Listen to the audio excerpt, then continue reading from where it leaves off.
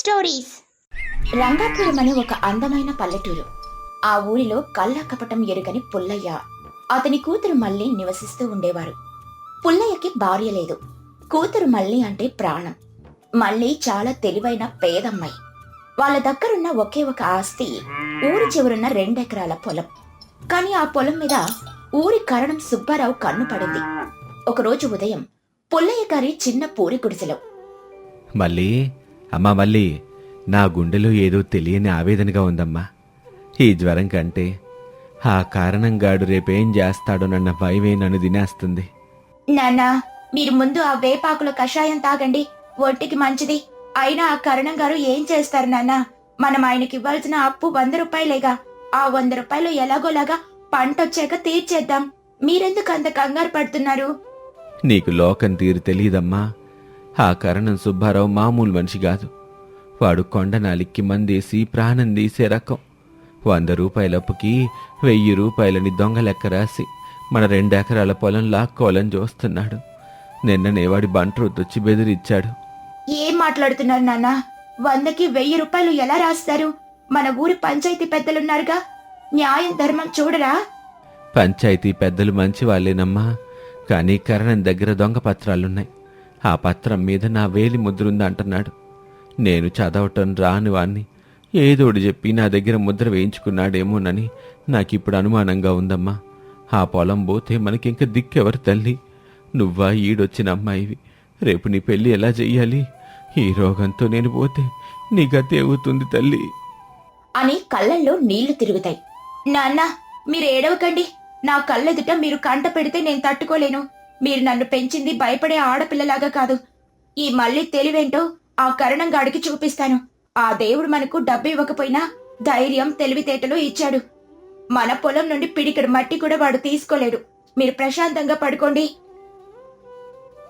ఇంతలో కరణంగారి నమ్మకబంటు, కొంచెం బుర్ర తక్కువ వాడైన ముత్యాలు అక్కడికొస్తాడు. వాడి నడక, మాట్లాడే తీరు చూస్తే ఎవరికైనా నవ్వు రావాల్సిందే. ఏహే, ఎవరూ లేరేంటమ్మా? వసాయి మళ్ళీ పుల్లేమావా ఎక్కడున్నారు? ఎవరది? ఓస్ ముత్యాలు గారు, రండి రండి రండి. ఏంటి పొద్దున్నే మా ఇల్లు వెతుక్కుంటూ వచ్చారు? మా ఇంటి దగ్గర ఏమైనా నిధి దొరుకుతుందని కరణం గారు కలకన్నారా ఏంటి? లేక మీకెవరైనా పిల్లనిస్తామన్నారా? ఏహే, నా పెళ్లి గురించి నీకెందుకమ్మా అంత కంగారు? నేను కరణం గారి కుడి భుజాన్ని. నేనొస్తే ఒక గంభీరం ఉండాలి. నువ్వు ఇలా యాదవ్ జోకులేస్తే అట్టా? నేను ఇక్కడే గుమ్మంలో నుంచుంటాను. సరే, గంభీరం గారి కుడి భుజం. మీకేం కావాలో తొందరగా చెప్తే వెళ్ళి పనులు చూసుకుంటాను. నాన్నగారికి ఒంట్లో బాలేదు, పడుకున్నారు. ఒంట్లో బాగోలేదా? నిజంగానే రోగం వచ్చిందా? లేక కర్ణం గారు అప్పు అడుగుతున్నారని రోగం వచ్చినట్టు నటిస్తున్నారా? కర్ణం గారు రేపు ఉదయం పంచాయతీ పెడుతున్నారు. మీ నాన్న కట్టాల్సిన 1000 రూపాయలు కట్టపోతే ఆ పొలం మీద కర్ణం గారి పేరు రాసివ్వాలి. ముత్యాలు గారు, మీ కరణం గారికి తలలో బుర్రుందా లేక మట్టుందా? 100 రూపాయల అప్పు తీసుకుంటే 1000 రూపాయలు ఎలా అడుగుతారు? ఇది ఎలా ఉందంటే, పిల్లి గుడ్డిదైతే ఎలుక ఎగతాళి చేసిందట. ఎవరో చదవడం రాని అమాయకుడుంటే ఆయన ఆస్తి లాక్కుందామనా? ఒసే మళ్ళీ నీ నోరు చాలా పెద్దదైపోయింది. ఈతకలు దాగిన కోతిలాగా ఎగురుతున్నావు. కర్ణం గారు చూపించే పత్రం మీద మీ నాన్న ఏలిముద్ర ఉంది. అది రుజువైతే మీ పొలం స్వాహ. నువ్వెంత అరిచి గీ పెట్టినా ప్రయోజనం లేదు. రేపు పొద్దున్నే రచ్చబండి దగ్గర పంచాయతీకి రండి. లేకపోతే కర్ణం గారు ఆ పొలం లాక్కుంటారు. నేను వెళ్తున్నా. వెళ్ళండి వెళ్ళండి. వెళ్ళి మీ కరణం గారికి చెప్పండి, పుల్లయ్య కూతురు మళ్ళీ వస్తుంది, మీ దొంగ లెక్కలన్నీ రచ్చబండ మీద బట్టబయలు చేస్తుంది అని. జాగ్రత్తగా వెళ్ళండి. దారిలో పందులుంటాయి, మిమ్మల్ని చూసి బంధు అనుకుని పలకరిస్తాయి. ఏమన్నావు? పంది నేనా? ఆగు, రేపు కర్ణం గారు నీ పొగరు అంచుతారులే అంటూ కోపంగా వెళ్ళిపోతాడు. ఇక మరుసటి రోజు ఉదయం ఊరి రచ్చబడ్డ దగ్గర ఊరి జనమంతా చేరారు. పెద్ద కాపుగారు మిగతా పెద్దలు కూర్చునున్నారు. పుల్లయ్యను నడిపించుకుంటూ మళ్ళీ అక్కడికొస్తుంది. సభకు నమస్కారం. ఈరోజు ఈ పంచాయతీ ఎందుకు పెట్టామంటే, కరణం సుబ్బారావు గారికి పుల్లయ్యకి మధ్య అప్పు విషయంగా ఒక వివాదం వచ్చింది. సుబ్బారావు గారు, మీరు ముందు మీ విషయం ఏంటో చెప్పండి. నమస్కారం పెదకాపు గారు. సభలో ఉన్న పెద్దలందరికీ నమస్కారం. ఈ పుల్లయ్య నా దగ్గర సంవత్సరం క్రితం 1000 రూపాయలు అప్పుగా తీసుకున్నాడు. వడ్డీ లేదు, ఏమీ లేదు. పంటొస్తే తీరుస్తాను అన్నాడు. నేను జాలిపడి ఇచ్చాను. కానీ ఇప్పుడు నేను అడిగితే నేను 100 రూపాయలే తీసుకున్నానని అబద్ధాలు ఆడుతున్నాడు. ఈ వయసులో వాడికింత మోసం తగదు అని నా ఆవేదన. పుల్లయ్య, కర్ణం గారు చెప్తుంది నిజమా? నువ్వు 1000 రూపాయలు అప్పు తీసుకున్నావా? లేదు దొరా, నేను తీసుకుంది కేవలం 100 రూపాయలే. నా పెళ్ళం పోయిన తర్వాత మళ్ళీ పెంచడానికి కాస్త పొలం పనులకి ఓ 100 రూపాయలు అడిగాను. 1000 రూపాయలు నేను కల్లో కూడా చూడలేదు దొరా. అబద్ధం. పుల్లయ్య, దొంగ మాటలు మాట్లాడబాకు. నా దగ్గర లెక్క పక్కాగా ఉంటుందండి. ఇదిగోండి, ఈ పత్రం చూడండి. దీని మీద ఈయన వేలిముద్ర ఉందా లేదా? 1000 రూపాయలని రాసింది కదా. సుబ్బారావు ఒక పత్రం తీసి పెద్ద కాపుకిస్తాడు. పెద్ద కాపు చదివి, అవును పుల్లయ్య, దీని మీద నువ్వు 1000 రూపాయలు తీసుకున్నట్లు, తీర్చకపోతే నీ పొలం రాసి ఇస్తానన్నట్లుగా ఉంది. నీ వేలిముద్ర కూడా ఉంది. ఇప్పుడేం చేస్తావు? అయ్యా, నాకు చదువు రాదయ్యా. కర్ణం గారేదో రాసి ఇదిగో 100 రూపాయలు ముద్ర వెయ్యి అన్నారు. నేను నమ్మి వేశాను. నన్ను మోసం చేశారయ్యా. పెదకాపు గారు, నేను పుల్లయ్య గారి కూతుర్ని. నేను కొన్ని మాటలు మాట్లాడొచ్చా? చెప్పమ్మా మళ్ళీ. మీ నాన్న తరపున నువ్వు మాట్లాడు. కరణం గారు, మా నాన్న దగ్గర మీరు వేలిముద్ర వేయించుకున్నారు సరే, ఆ పత్రం రాసి సంవత్సరం అయింది అంటున్నారు. కానీ చూస్తుంటే ఆ పత్రం చాలా కొత్తగా ఉంది. సంవత్సరం పత్రం అయితే కాస్త నలిగిపోయి ఉండాలి కదా. సుబ్బారావు తడబడుతూ, అది నేను చాలా జాగ్రత్తగా పెట్టెలో పెట్టి దాచుంచానమ్మా. అందుకే ఇది కొత్తగా ఉంది. నువ్వెంత తెలివితేటలతో మాట్లాడినా ముద్ర మీ నాన్నదే. సరే సరే సరే, నేనొకటి అడుగుతాను. మీరు 1000 రూపాయలు మా నాన్నకి ఇచ్చినప్పుడు ఎవరైనా చూసారా? సాక్ష్యం ఎవరైనా ఉన్నారా? ఎందుకు లేరు? నా బంట్రోతు ముత్యాలున్నాడు. వాడి ముందే నేను లెక్కబెట్టి మరీ ఇచ్చాను. ఎరా ముత్యాలు, నేను పుల్లయ్యకి 1000 రూపాయలు ఇవ్వటం నువ్వు చూసావా లేదా? చూశాను దొరా, నేను ప్రత్యక్షంగా చూశాను. కర్ణం గారు పెట్టి తీసి కట్ట 100 రూపాయల నోట్లు 10 లెక్కబెట్టి పుల్లయ్యకి ఇచ్చారు. మళ్ళీ గట్టిగా నవ్వుతూ, పెద్దలరా విన్నారా? ముత్యాలు గారు ఏమన్నారు? 100 రూపాయల నోట్లు 10 లెక్క పెట్టించారట. మన ఊరిలో, మన దేశంలో అంత వెండి నాణాలు, రాగి నాణాలు వాడుతున్నాం. అసలు 100 రూపాయల కాగితం నోట్లు ఎవరైనా చూసారా? కరణం గారి దగ్గర ఎక్కడి నుండి వచ్చాయి 100 రూపాయల కాగితం నోట్లు? జనమంతా ఒక్కసారిగా గట్టిగా నవ్వుతారు. అవునవును, మళ్ళీ నిజమే చెప్తుంది అని అరుస్తారు. ముత్యాలు కంగారు పడి, అయ్యా కర్ణం గారు, నేనేమన్నా తప్పు మాట్లాడానా? నోరు ముయ్యి. వాడికి పిచ్చి. ఏం మాట్లాడతాడో వాడికే తెలీదు. నోట్లు కాదమ్మా, వెండి నాణాలే ఇచ్చాను. వాడు సరిగ్గా చూసుకోలేదు. సరే కరణం గారు, వాడు పిచ్చోడు అనుకుందాం. మరి మీరు పత్రం మీద అప్పిచ్చింది ఉగాది పండుగ రోజు సాయంత్రం అని రాశారు. ఆ రోజు సాయంత్రం పుల్లయ్య గారు పక్కూరికి వెళ్లి మా చుట్టాలింట్లో ఉన్నారు. ఊర్లోనే లేని మనిషి మీకు వేలిముద్ర ఎలా వేశాడు? అది సాయంత్రం కాదు, ఉదయం వేశాడు. నేను పొరపాటున సాయంత్రం అని రాశాను. చూసారా పెదకాపు గారు, కరణం గారు ఒక్కొక్కటిగా తప్పులు ఒప్పుకుంటున్నారు. అసలు ఆ పత్రమే దొంగ పత్రం. మా నాన్నను భయపెట్టి పొలం లాక్కుంటున్నారు. కరణం సుబ్బారావుకి కోపం వస్తుంది. జనం ముందు తన పరువు పోతుందని రగిలిపోతాడు. ఏం చెయ్యాలో ఆలోచించి ఒక కొత్త వాదం తీసుకొనొస్తాడు. పెదకాపు గారు, ఈ పిల్ల చాలా గడుసుది.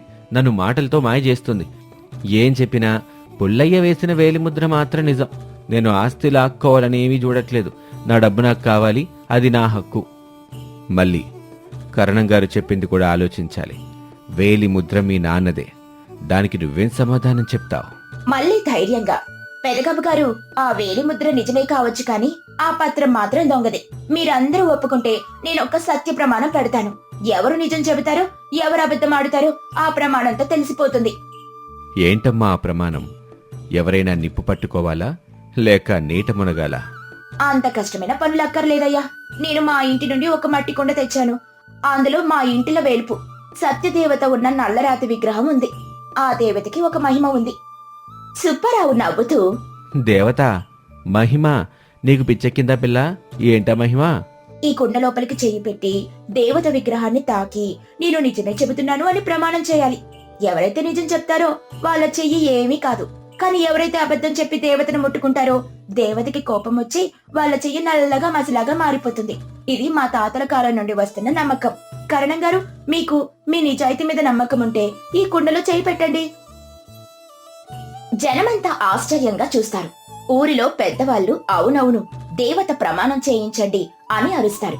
సుబ్బారావు తన మనసులో, నేను చేసింది మోసమని నాకు తెలుసు, కానీ ఇప్పుడు భయపడితే అందరూ నన్ను దొంగ అంటారు. ఆ దేవత నిజంగానే నా చెయ్యి నల్లగా చేస్తుందా? అయినా రాతి విగ్రహం చెయ్యేలా నల్లగా చేస్తుంది. నేను కుండ లోపలికి చేయి పెడతాను, కానీ విగ్రహాన్ని తాకను. అప్పుడు నా చెయ్యికి ఏమీ కాదు, నేనే గెలుస్తాను. నేను సిద్ధం. నా దగ్గర ఎటువంటి మోసము లేదు. నేను ఆ ప్రమాణానికి సిద్ధం. సరే, ముందు మా నాన్న పుల్లయ్య గారు చేయి పెడతారు. మళ్ళీ ఒక పెద్ద మట్టి కుండను సభ మధ్యలో పెడుతుంది. కుండ మూతి చాలా చిన్నగా ఉంటుంది. లోపలికి చెయ్యి పెట్టి తీసేంత మాత్రమే ఉంటుంది. లోపల ఏముందో ఎవరికీ కనిపించదు. నాన్నా, రండి, కుండ లోపలికి కుడి చెయ్యి పెట్టి విగ్రహాన్ని గట్టిగా పట్టుకొని ప్రమాణం చేయండి. నాకా దేవుడిపైనే భారం తల్లి, నేనే తప్పు చేయలేదు. పుల్లయ్య ధైర్యంగా కుండ లోపలికి చెయ్యి పెడతాడు. లోపలున్న విగ్రహాన్ని పట్టుకొని, నేను 100 రూపాయలు మాత్రమే అప్పు తీసుకున్నాను, ఇది నిజం తల్లి అని చెయ్యి బయటికి తీస్తాడు. అందరూ ఆశ్చర్యపోతారు. పుల్లయ్య కుడి చెయ్యి మొత్తం నల్లగా మసంటుకొని చీకటిలాగా అయిపోతుంది. చూసారా పెదకాపు గారు, దేవతకి కోపం వచ్చింది. పుల్లయ్య అబద్ధం ఆడుతున్నాడు, అందుకే వాడి చెయ్యి నల్లగా అయిపోయింది. వాడే దొంగ. ఇప్పుడు మళ్ళేమంటుంది? కంగారు పడకండి కరణం గారు, మా నాన్న చెయ్యి నల్లగా ఎందుకైందో నేను తర్వాత చెబుతాను. ఇప్పుడు మీ వంతు. రండి, కుండ లోపలికి చెయ్యి పెట్టి ప్రమాణం చేయండి. సుబ్బారావు పొగరుగా, నాది సత్యవంతమైన బ్రతుకు. చూడు, నా చెయ్యి ఎలా మెరుస్తూ బయటకొస్తుందో. లోపలికి చెయ్యి పెడతాడు. మనసులో భయంగా, నేను విగ్రహాన్ని తాకను అని అనుకుని గాల్లోనే చెయ్యి తిప్పి, సత్యదేవత సాక్షిగా నేను 1000 రూపాయలు అప్పిచ్చాను అని చెప్పి బయటికి తీస్తాడు. సుబ్బారావు చెయ్యి శుభ్రంగా ఎటువంటి మసి లేకుండా బయటకొస్తుంది. చూసారా, నా చెయ్యికి ఏమీ కాలేదు. నేను నిజం చెప్పాను కాబట్టి దేవత నన్ను ఏమీ అనలేదు. పుల్లయ్య గడే దొంగ. ఇప్పుడు ఆ పొలం నాదే. ఊరి జనమంతా ఒక్కసారిగా నిశ్శబ్దమైపోతారు. మళ్లీ ప్లాన్ బెడిసి కొట్టిందా అని అందరూ బాధపడతారు. కాని మళ్లీ పెద్దగా నవ్వుతుంది. ఆహా, ఎంత గొప్ప నిజాయితీ కరణం గారు మీది. పెద్దలారా, అందరూ ఒకసారి పుల్లయ్య గారి చెయ్యి, కరణం గారి చెయ్యి చూడండి. చూస్తున్నాం మళ్ళీ. పుల్లయ్య చెయ్యి నల్లగా ఉంది, కరణం గారి చెయ్యి శుభ్రంగా ఉంది. దీని అర్థం పుల్లయ్య అబద్ధం ఆడలేదనే గదా? కాదు పెదకాపు గారు, దీని అర్థం కరణం గారే పక్కా దొంగ అని. ఏమే పిల్ల, ఇంకా పిచ్చి మాటలు మాట్లాడితే నీ 4 గోస్తాను. రుజువు ఎదురుగా ఉంటే దొంగంటావా? రుజువా? మీరు కుండ లోపలికి చెయ్యి పెట్టారు కానీ విగ్రహాన్ని తాకలేదు కరణం గారు. అసలు ఆ కుండలో ఎటువంటి మహిమ లేదు. నేను ఇంటి నుండి వచ్చేటప్పుడు ఆ విగ్రహానికి నిండుగా మసి పూశాను.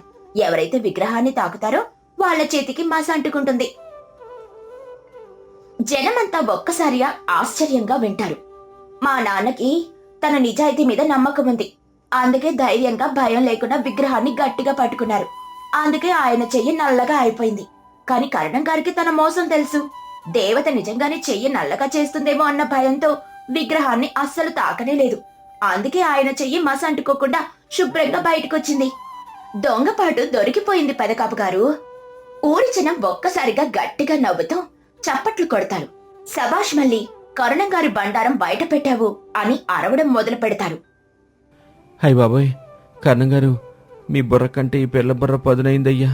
మనం నిలబడి దొరికిపోయాం. ఇదిగో పిల్ల, నువ్వు నన్ను మాయ చేసి మోసం చేశావు. నేనేం మోసం చేయలేదు కరుణం గారు. మీలోని దొంగతనమే మిమ్మల్ని పట్టించింది.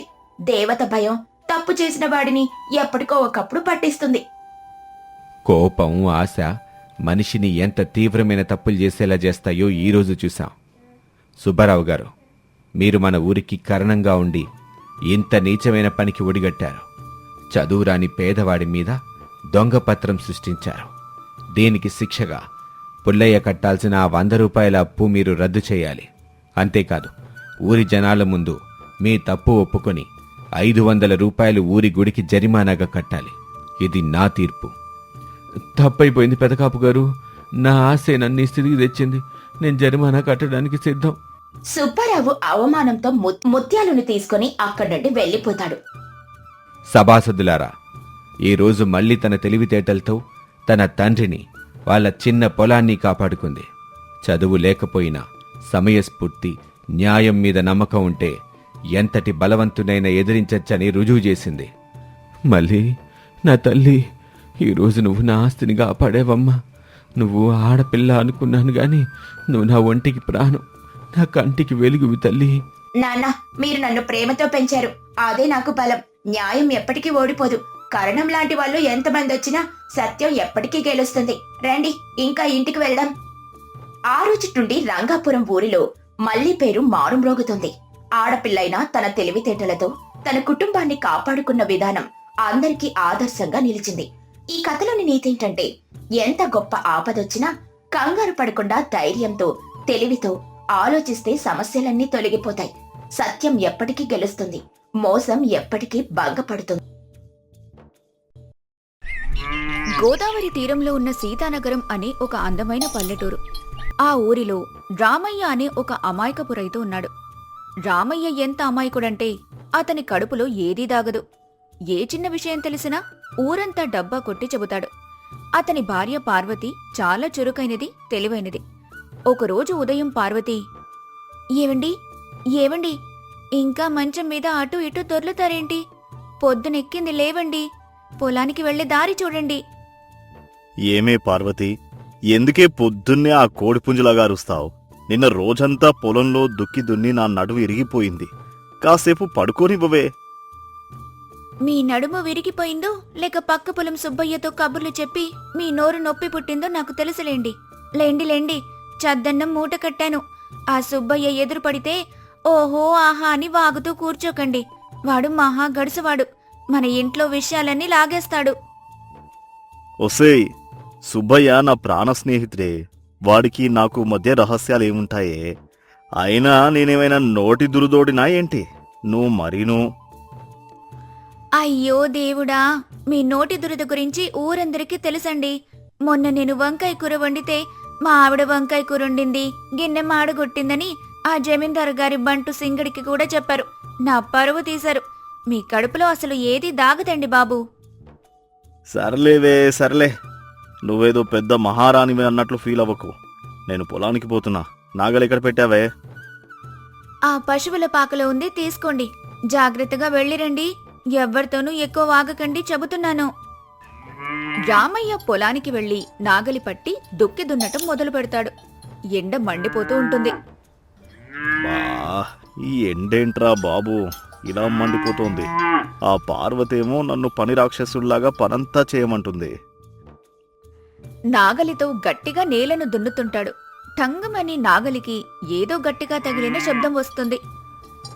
ఏంట్రా ఇది? నాగలి ఇరుక్కుపోయింది. ఏదో పెద్ద బండరాయి తగిలినట్టుందే. మట్టిని చేతులతో తవ్వుతాడు. ఓరి నాయనో, ఏంటిది? ఇత్తడి బిందెలాగా ఉందే. అరెరే, చాలా బరువుగా ఉందే. రామయ్య కష్టపడి ఆ ఇత్తడి బిందెను బయటికి తీస్తాడు. దానిపైనున్న మూత తీసి చూస్తాడు. అందులో తళతళ మెరుస్తున్న బంగారు నాణాలు, వజ్రాలు ఉంటాయి. ఒరే రామయ్య, నీ సుడి తిరిగిపోయిందిరా. గుప్తనిది, లంకె బిందె దొరికింది. ఒసేయ్ పార్వతి, మనం కోటీశ్వరులం అయిపోయామే. ఓ దేవుడా, నా కళ్ళు చెదిరిపోతున్నాయి. దీన్ని వెంటనే తీసుకెళ్లి ఊరందరికీ చూపించాలి.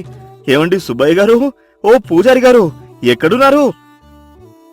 రామయ్య గట్టిగా అరుస్తుంటే పక్క పొలంలో ఉన్న సుబ్బయ్య పరిగెత్తుకుంటూ గట్టు దగ్గరకొస్తాడు. ఒరే రామయ్య, ఏంట్రా అరుపులు?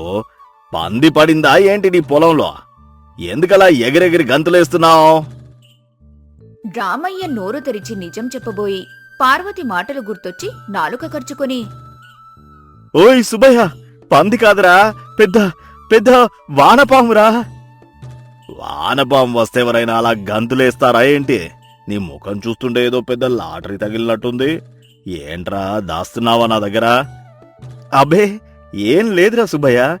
నాకేం దొరుకుతుందిరా ఈ బక్క పొలంలో? నేను ఇంటికి పోతున్నా. పార్వతి ఎదురు చూస్తుంటాది. రామయ్య బిందెను తన కండువాలో చుట్టుకొని బిగబట్టుకుని గబగబా నడుస్తాడు. ఈడి వ్యవహారం ఏమి బాగాలేదు. కండువాలో ఏదో మూట కట్టాడు. అది చాలా బరువుగా ఉంది. వాడు నడుస్తుంటే అడుగులు దిగబడిపోతున్నాయి. ఏదో మతలబు ఉంది. ఈడి సంగతి నేను కనిపెడతాను, వదలను. రామయ్య రొప్పుకుంటూ ఆయాసపడుతూ కండువాలో మూటతో ఇంట్లోకి వస్తాడు. తలుపులు గట్టిగా వేసేస్తాడు. ఏమే పార్వతి, ఒసేయ్ పార్వతి, ఎక్కడున్నావే తల్లి? రావే త్వరగా. ఏవండి, ఏంటి అరుపులు? పొలానికి వెళ్లిన వారు గంటలోపే తిరిగొచ్చేశారు. ఏమైనా దెబ్బ తగిలిందా ఏంటి? దెబ్బ తగలలేదే దేవి, అదృష్టం తగిలింది. ఇటు చూడు, నా కండువాలో ఏముందో చూడు. కండువా విప్పి ఇత్తడి బిందెను చూపిస్తాడు. అమ్మ బాబోయ్, ఏంటండి ఇవి? బంగారు నాణేలా? ఎక్కడివండి ఇవి? మన పొలంలో నేను దుక్కి దున్నుతుంటే నాగలికి తగిలింది లంకె బిందె. మనం మహారాజులం అయిపోయామే. రేపే వెళ్ళి ఆ జమీందారు భూపతి గాడి కంటే పెద్ద మేడ కట్టిస్తాను. ఆ బంటు సింగడిని నా గుమ్మం దగ్గర కాపలా పెడతాను. ఊరందరికీ భోజనాలు పెడతాను. నోరు మూయండి మహారాజా. ఈ అరుపులు బయటెవరికైనా వినపడితే ఆ జమీందారు భూపతి గారికి తెలిస్తే మన చర్మం వలిచేసి ఈ బిందెను పట్టుకుపోతాడు. రాజభటులొచ్చి మిమ్మల్ని జైల్లో వేస్తారు. ఈ విషయం ఎవరికైనా చెప్పారా ఏంటి? అబే, ఎవరికీ చెప్పలేదే. ఆ సుబ్బయ్య అడిగితే పాము అన్నాను. కాని రేపు పొద్దున్నే వెళ్ళి ఊరి రచ్చబండ మీద దండోరా వేయించి చెబుదామని అనుకుంటున్నాను. అప్పుడే కదా నాకు గొప్పతనం ఊరందరికీ తెలిసేది. అయ్యో రామ, వీడికి ఎందుకింత పిచ్చి ఇచ్చావు తండ్రి? ఏమండి, నేను మీ కాళ్ళు పట్టుకుంటాను. ఇదెవ్వరికీ చెప్పకండి. మన ప్రాణాలకే ప్రమాదం వస్తుంది. ఓసేయ్, ఇంత పెద్ద గుప్తనిధి దొరికితే నేను చెప్పకుండా నా కడుపులో ఎలా దాచుకోగలనే? నా వల్ల కాదు. నాకు కడుపు ఉబ్బిపోతోంది. నేను వెళ్ళిపోయి ఎవరికైనా చెప్పేస్తాను అని బయటికి వెళ్ళబోతాడు. ఆగండి, సరే, రేపొద్దున్నే చెబుదురుగాని. ఈ పూటకి ఇది దేవుడి గదిలో పెట్టి పూజ చేసి ప్రశాంతంగా నిద్రపోండి. రేపు మీ ఇష్టం. సరేలే, నువ్వు చెబుతున్నావు కదా అని ఆగుతున్నా. ఈ రాత్రికి నేను నిద్రపోయినట్టే. పార్వతికి భర్త గుణం తెలుసు. అతను ఎలాగైనా రేపొద్దున్నే ఈ నిధి గురించి అందరికీ చెప్పేస్తాడు. అప్పుడు జమీందారు వాళ్ళని బతకనివ్వడు. ఎలాగైనా భర్త మాటల్ని ఎవ్వరూ నమ్మకుండా చేయాలని ఒక పథకం ఆలోచిస్తుంది. ఆమె వెంటనే ఊరి గుడికి వెళ్తుంది. అక్కడ పూజారి అప్పన్న శాస్త్రి ఉంటాడు. ఓం భూర్భువస్సువః. ఏమే పార్వతి, పగలు లేదు రాత్రి లేదు, ఈ అసమయంలో గుడికి వచ్చావు. ఏమైనా దోషముందా? పరిహారం చేయాలా? దక్షిణ తెచ్చావా? నమస్కారం శాస్త్రి గారు, దక్షిణ తెచ్చానులేండి. మా ఆయనకి ఈ మధ్య కొంచెం మతిస్థిమితం తప్పినట్టుందయ్యా. ఏవేవో పిచ్చి మాటలు మాట్లాడుతున్నాడు. దేవుడికి కాసిన్ని నీళ్లు పోసి ఒక కొబ్బరికాయ కొట్టండి. శివ శివ, రామయ్యకి పిచ్చ. ఉదయం బాగానే ఉన్నాడే. సరేలే, ఆ స్వామి వారికి అభిషేకం చేస్తే అంతా సర్దుకుంటుంది. నీ దక్షిణ పల్లెంలో వేసి వెళ్ళిరా తల్లి. సరే శాస్త్రి గారు. మా ఆయన పిచ్చివాడని ముందితనికి చెబితే రేపు ఊరందరికీ ఇతనే డబ్బా కొడతాడు. నా ప్లాన్ మొదటి దశ పూర్తయిపోయింది. ఇప్పుడు చెరువు దగ్గరికి వెళ్ళాలి. రాత్రవుతుంది. ఊరంతా నిద్రపోతున్నారు. పార్వతి ఎవ్వరికీ కనపడకుండా ఒక వల, ఒక పెద్ద బుట్ట తీసుకుని ఊరి చెరువు దగ్గరికి వెళ్తుంది. మా ఆయన నోరు మూయించటం బ్రహ్మతరం కూడా కాదు. కాని ఆయన చెప్పేది అబద్ధమని అందరూ నమ్మేలా చేయటం నా చేతుల్లోనే ఉంది. ఈ రాత్రి నేను చేసే పనితో మా ఆయనకి మతిస్థిమితం లేదని ఊరంతా నమ్మేస్తారు. వల చెరువులో విసురుతుంది. ఎప్పుడూ చేయక ఈ అర్ధరాత్రి చేపల వేటేంటో నా కర్మ. పార్వతి కష్టపడి వలలాగి కొన్ని చేపలను పడుతుంది. బుట్ట నిండా చేపలను వేసుకుని ఇంటికి బయలుదేరుతుంది. పార్వతి నెమ్మదిగా ఇంటి వెనక నుంచి నిచ్చెన వేసుకుని ఇంటి కప్పు మీదకెక్కుతుంది. చేతిలో చేపల బుట్ట ఉంటుంది. రామయ్య కింద గదిలో గురక పెట్టి నిద్రపోతూ ఉంటాడు. పార్వతి కప్పుపై నుంచి గదిలోకి చూస్తూ, ఎంత ప్రశాంతంగా గురక పెడుతున్నాడో చూడు. రేపొద్దున్నే జమీందారు వస్తే ఇతనికి గురక కాదు కదా, ఊపిరి కూడా ఉండదు. బుట్టలోంచి చేపలు తీసి గదిలో ఉన్న కిటికీల గుండా రామయ్య పడుకున్న మంచం మీదకు విసురుతుంది. రామయ్య నిద్రలో మొహం మీద చేప పడగానే ఉలిక్కిపడి లేచి, ఏంటది? నా మొహం మీద ఏదో పడింది. చల్లగా జిగటగా ఉంది. పార్వతి కప్పుపై నుంచి కొన్ని నీళ్లు చేపలు ఒకేసారి విసురుతుంది. ఓసే పార్వతి, లేవే. ఎక్కడికి పోయావే? ఏంట్రా ఇది? ఆకాశం నుంచి చేపలు పడుతున్నాయి. ముఖం నిండా చేపలు. ఒసేయ్! పార్వతి గబగబా కిందకు దిగి నిచ్చెన దాచేసి నిద్రమత్తు నటిస్తూ గదిలోకొస్తూ, ఏవండి, ఏంటి అరుపులు? నిద్రపోనివ్వరా మనుషుల్ని? ఏమైంది? ఒసేయ్, ఇటు చూడు, చేప. వాన పడుతోంది. వానలోంచి నీళ్లతో పాటు చేపలు పడుతున్నాయి. ఆకాశం నుంచి చేపల వాన కురుస్తోందే. నేను దేవుణ్ణి చూశాను.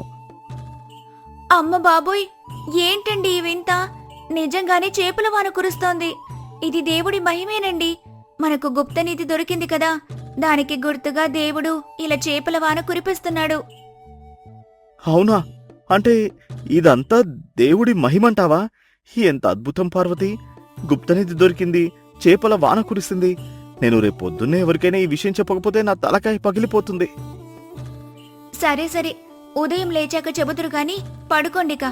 రేపు ఈ చేపలతో మీకు మంచి పులుసు పెడతాను. ఉదయం అవుతుంది.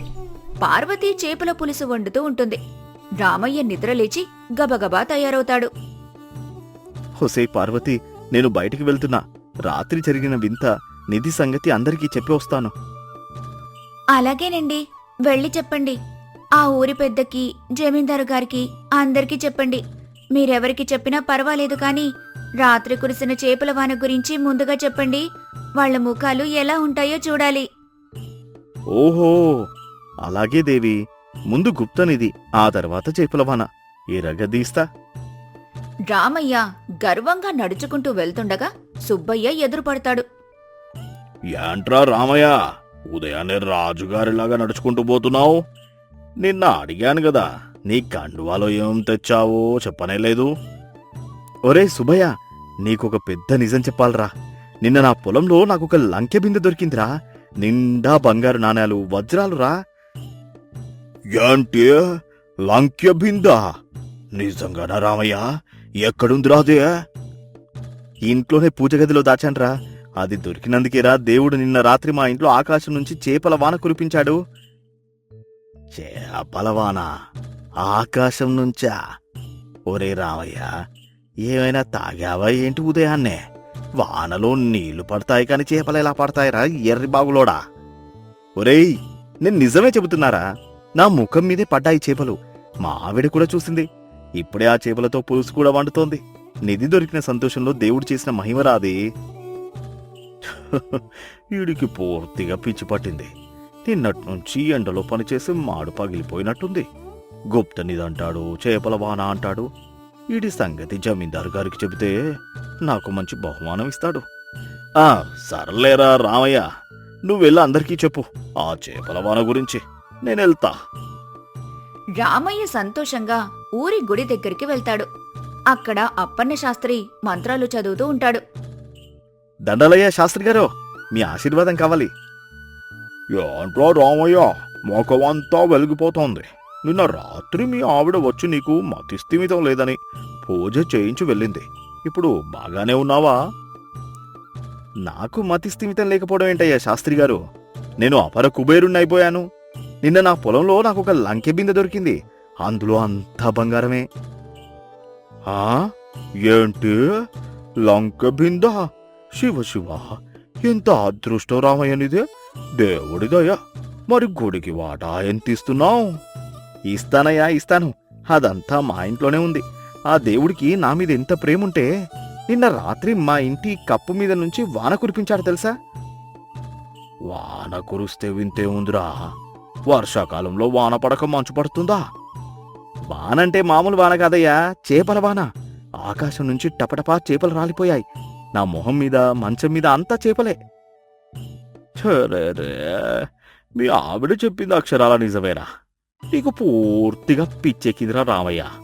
గుప్త నిధి లేదు, పాడు లేదు. ఆకాశం నుంచి చేపలు పడడం ఏంట్రా సన్నాసి. నువ్వు ఇక్కడి నుంచి వెళ్ళు ముందు. నమ్మకపోతే మానయ్య శాస్త్రి, నేను జమీందార్ గారి దగ్గరికి వెళ్తున్నా. ఆయనకైనా చెబుతాను. సుబ్బయ్య పరుగు పరుగున జమీందారు భూపతి గారి గడికి వెళ్తాడు.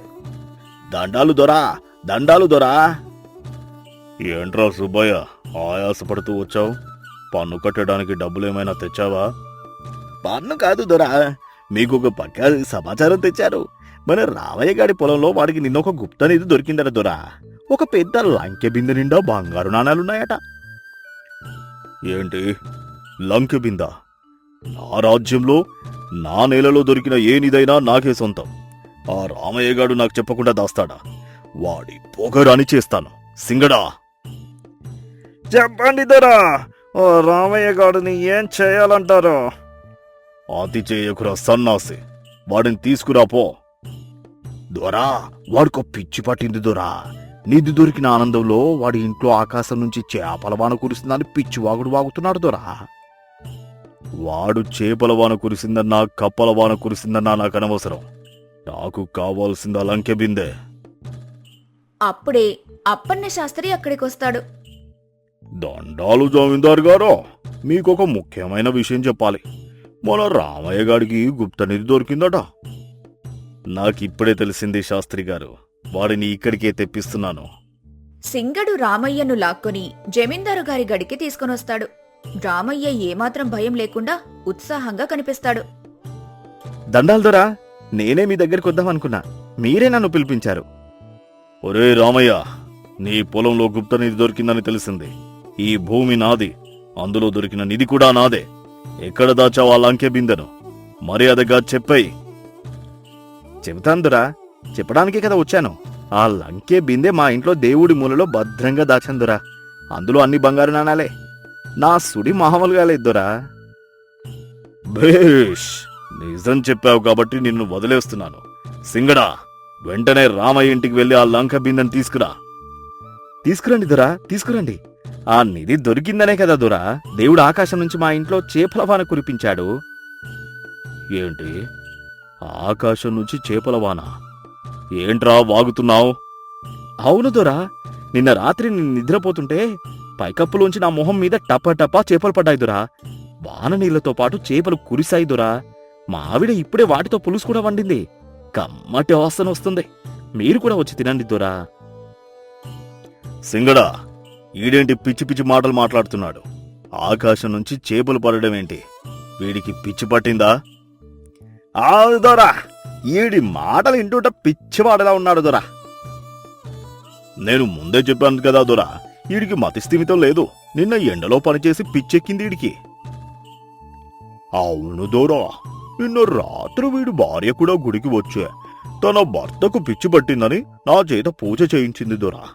ఈడు చెప్పేదంతా ఒట్టి అబద్ధం.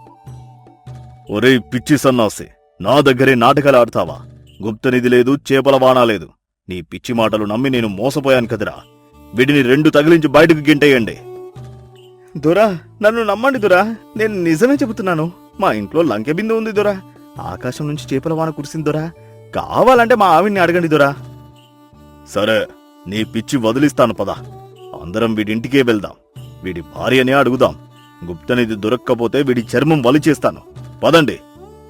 జమీందారు, సింగడు, సుబ్బయ్య, అప్పన్న శాస్త్రి, రామయ్య అందరూ కలిసి రామయ్య ఇంటికి వెళ్తారు. పార్వతి గుమ్మం దగ్గర నిలబడి ఏడుస్తున్నట్టు నటిస్తూ ఉంటుంది. ఏమే పార్వతి, నీ భర్తకి నిజంగానే పిచ్చి పట్టిందా? ఎక్కడో నిధి దొరికిందని, ఆకాశం నుంచి చేపల వాన కురిస్తుందని పిచ్చివాగుడు వాగుతున్నాడు. అవును దొరా, నిన్న ఎండలో పొలం పనిచేసి వచ్చినప్పటి నుంచి ఏవేవో పిచ్చి మాటలు మాట్లాడుతున్నాడు దొరా. లంకె బిందె అంటాడు, రాత్రి మంచం మీద చేపల వాన కురిసిందంటాడు. నాకేడుపు వస్తుంది దొరా. ఏ వైద్యుడికైనా చూపించాలి దొరా. ఓసేయ్, ఏంట్రా నువ్వు కూడా అలా అబద్ధం ఆడుతున్నావు? నిన్న రాత్రి చేపల వాన కురవలేదా? నువ్వు చేపల పులుసు వండలేదా? పూజ గదిలో లంక బిందె పెట్టలేదా? అయ్యో రామా, చూసారా దొరా ఎలా వాగుతున్నాడు? ఎక్కడైనా ఆకాశం నుంచి చేపలు కురుస్తాయా అండి? ఈ పూజారి గారిని అడగండి దొరా. నేను రాత్రి చెప్పాను జమీందారు గారు, ఈడికి ఎండ దెబ్బ తగిలి మాడు పగిలిపోయిందని. సింగడా, పూజ గదిలోకి వెళ్లి వెతుకో. ఎక్కడైనా లంకె బిందె ఉందేమో చూడు. సింగడు పూజ గదిలోకి వెళ్లి వెతుకుతాడు. అక్కడ ఏమీ ఉండదు, ఖాళీగా ఉంటుంది. దొరా, ఇక్కడ లంకె బిందె లేదు, కనీసం మట్టి బిందె కూడా లేదు దొరా. ఈ రామయ్య గారు పక్క పిచ్చివాడు దొరా. ఒరే రామయ్య, నన్నే బకరాని చేస్తావా? ఎంత సమయం వృధా చేశావురా నాది. వీడికి 4 తగిలించండ్రా. దొరా, నన్ను కొట్టకండి దొరా, నేను నిజమే చెప్పాను దొరా. నా పొలంలో దొరికింది దొరా. నాతో రండి నా పొలానికి. నేను తవ్విన గుంత చూపిస్తాను దొరా. అక్కడ గొయ్యి ఉంటుంది దొరా. సరేరా, నీ పిచ్చికి పరాకాష్ట చూస్తాను. పద నీ పొలానికి. అక్కడ గొయ్యి లేకపోతే నిన్ను ఆ గొయ్యిలోనే పాతిపెడతాను. అందరూ కలిసి మండుటెండలో రామయ్య పొలానికి నడుచుకుంటూ వెళ్తారు. జమీందారుకు విపరీతమైన చెమటలు పడుతుంటాయి. ఎక్కడ్రా గొయ్యే? ఎక్కడ తవ్వావురా నువ్వు? ఇక్కడే దొరా, ఇక్కడే తవ్వాను. నిన్న ఇక్కడే ఒక పెద్ద బండరాయి తగిలింది దొరా. కాని ఇప్పుడు ఇక్కడంతా చదునుగా ఉంది. గొయ్యి మాయమైపోయింది దొరా. ఇదంతా దేవుడి మహిమ దొరా. దేవుడు చేపల వాన కురిపించి గొయ్యిని మాయం చేశాడు దొరా. పార్వతి ముందు రోజే తెలివిగా వెళ్లి ఆ గుంతను మట్టితో పూడ్చేసి ఎవ్వరికీ అనుమానం రాకుండా చదును చేసి ఉంటుంది. చూసారా దొరా, నేను చెప్పలేదా ఈడికి మతి స్థిమితం లేదని? ఈడి మాటలు నమ్మి మనమంతా ఎండలో మారిపోతున్నాం దొరా. వీడికి దెయ్యం పట్టింది దొరా. నీది లేదు, వాన లేదు. నాకేమైనా దక్షిణ ఇస్తే 2 యంత్రాలు కట్టి వీడి దయ్యం వదిలిస్తాను దొరా. సింగడా, ఈడి మొహం ఇక నాకు చూపించకు. ఈడొక ఎర్రి బాగులోడు. నన్ను ఎంతగా విసిగించాడో. ఈడి మాటలు ఇంకెప్పుడైనా నమ్మితే నన్ను చెప్పుతో కొట్టండి. పదంట్రా, వెళ్ళిపోదాం. ఈడితో ఉంటే మనకు కూడా పిచ్చెక్కుతుంది. జమీందారు, సింగడు, శాస్త్రి, సుబ్బయ్య అందరూ రామయ్యను తిట్టుకుంటూ అక్కడ్నుంచి వెళ్ళిపోతారు. రామయ్య పిచ్చివాడిలా తలగొక్కుంటూ నిలబడిపోతాడు. రామయ్య ముఖం వేలాడేసుకొని అయోమయంగా చూస్తాడు. పార్వతి లోపల తలుపులు గడియపెట్టి కూర్చొని ఉంటుంది. ఏమే పార్వతి, నా బుర్ర పనిచేయడం లేదు. నిజంగానే నాకు పిచ్చి పట్టిందా ఏంటి? నేను లంకె బిందె చూడలేదా? చేపల వాన కురవలేదా? అందరూ నన్ను ఎర్రవాడిని చేస్తున్నారు. అరుచుకోండి, మీకేం పిచ్చి పట్టలేదు. మీరు చూసింది నిజమే, మీకు దొరికింది నిజమే అని మూల ఉన్న ఎండుగడ్డి తీసి చూపిస్తుంది. అక్కడ లంకె బిందె తళతళా మెరుస్తూ ఉంటుంది. అరేరే, లంకె బిందె ఇక్కడుందేంటి? గుడి గదిలో కదా పెట్టింది. మీరు ఊరందరికీ డబ్బా కొడతారని నాకు తెలుసు. జమీందారికి తెలిస్తే ఇది లాక్కుంటాడని కూడా తెలుసు. అందుకే రాత్రి మీరెంత అరిచినా ఊళ్ళో వాళ్ళెవ్వరూ మీ మాటలు నమ్మకూడదని రాత్రికి రాత్రి వెళ్లి చెరువులోంచి చేపలు తెచ్చి ఇంటి కప్పుపై నుంచి మీ మీద విసిరాను. ఆ దెబ్బతో మీకు పిచ్చి పట్టిందని, చేపల వాన కురిసిందని ఊరంతా నమ్మేసింది. ఆ జమీందారు కూడా మిమ్మల్ని పిచ్చివాడనుకొని వదిలేసి వెళ్ళిపోయాడు. ఓహో, ఎంత తెలివైన దానివే నువ్వు. అంటే ఆకాశం నుంచి చేపలు పడలేదా? నువ్వే విసిరావా? నా పరువు తీసావే. కానీ నీ తెలివితేటల వల్లే ఈరోజు మన గుప్తనిధి మనకు దక్కింది. జమీందారు కళ్ళు గప్పావు. బాలేదానివే పార్వతి. అందుకే అంటారు, కడుపులో దాగని భర్తకు కత్తిలాంటి తెలివైన భార్య ఉండాలని. ఇకపై అయినా మీ నోరు అదుపులో పెట్టుకోండి. ఈ నిధితో మనం పట్నం వెళ్ళిపోయి ప్రశాంతంగా మహారాజుల్లా బతుకుదాం. అలాగే దేవి, ఇక నా నోటికి తాళం వేసుకుంటాను. రా, ఆ చేపల పులుసేమైనా మిగిలిందేమో చూద్దాం. అలా పార్వతి తన సమయస్ఫూర్తితో, అద్భుతమైన తెలివితేటలతో భర్తను కాపాడుకొని గుప్తనిధిని దక్కించుకుంది. అత్యాశపరుడైన జమీందారు చేతిలో మోసపోకుండా నిలబడింది. కథ సుఖాంతం.